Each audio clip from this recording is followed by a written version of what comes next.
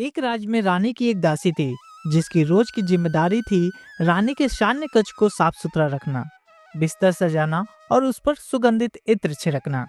दिन भर की मेहनत से वह दासी अक्सर बेहद थक जाती थी। एक दिन उसके मन में एक विचार आया, जिस बिस्तर को मैं रोज सजाती हूँ उस पर सोने का अनुभव कैसा होगा। कमरे की ठंडी हवा और शरीर की थकान ने उसे घेर लिया।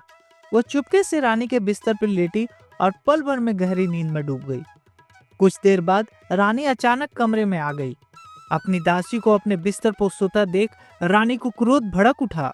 बिना कुछ सुने उसने दासी को कठोर दंड देने का आदेश दिया। दासी पर कोड़े बरसाए गए।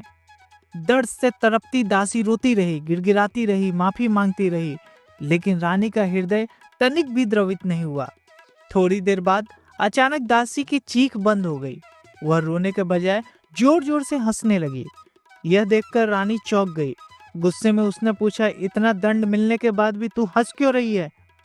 दासी ने दर्द में भी शांत स्वर में कहा, महारानी, मैं तो इस बिस्तर पर बस थोड़ी देर सोई थी और मुझे 60 कोड़े की सजा मिली। आप तो रोज इसी ऐशो आराम में सोती हैं। ऊपर वाला आपको कितनी बड़ी सजा देगा, यह सोचकर मुझे हंसी आ गई।